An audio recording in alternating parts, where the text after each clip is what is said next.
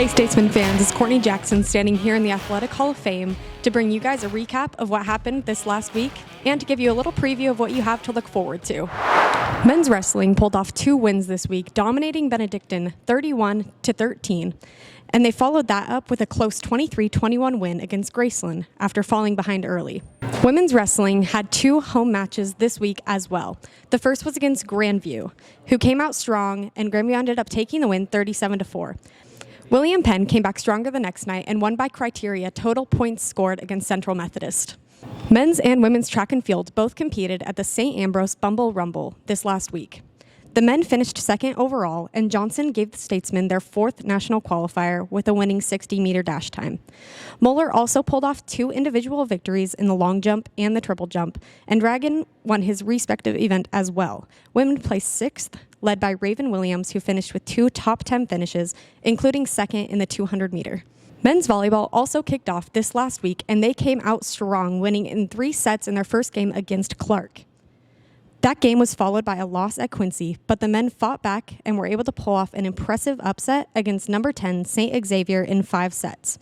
That was men's volleyball's biggest upset in program history, as well as their first ranked win. Women's basketball played 2 games this week, the first against Grandview. William Penn struggled in the first half, but came back in the second half to outscore their opponents 43-32 to close the gap slightly. This still resulted in a 68-49 loss. They came back home to play Benedictine, but Allie Stort's 6 3-pointers were not enough as William Penn was out-rebounded 44-29, and Benedictine pulled off a 71-49 win. Men's basketball played 3 games this week, starting with a dominant win over Iowa Wesleyan.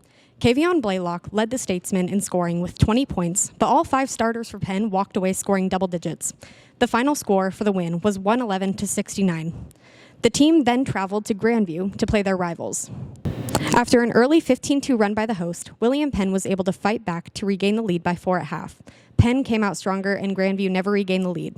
Despite a subpar shooting night for the Statesmen, they out-rebounded their opponents 57-26, resulting in a 75-60 win. Statesmen returned home to take on Benedictine, who came out strong and ended the first half with a 3-point lead.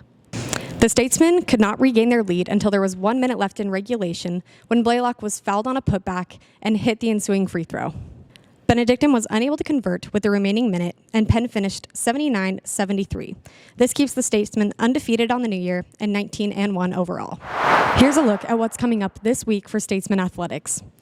On Tuesday, men's volleyball plays Mount Mercy at home. On Wednesday, men's and women's basketball play at Peru State.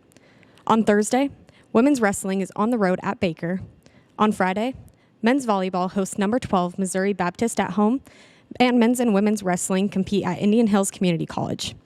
And on Saturday, men's volleyball is at home versus Health and Science and Pharmacy, and men's and women's track and field head to Grinnell Invitational.